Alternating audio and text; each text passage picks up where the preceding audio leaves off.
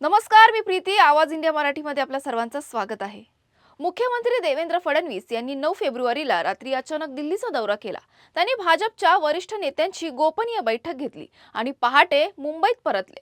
राज्यातील राजकीय हालचालींच्या पार्श्वभूमीवर या दौऱ्याला विशेष महत्त्व दिलं जाते.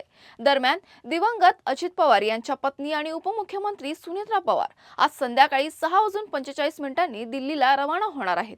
त्यांच्यासोबत प्रदेशाध्यक्ष सुनील तटकरे आणि राष्ट्रीय कार्याध्यक्ष प्रफुल्ल पटेल देखील असतील. सुनेत्रा पवार पंतप्रधान नरेंद्र मोदी आणि गृहमंत्री अमित शहा यांची भेट घेणार आहेत.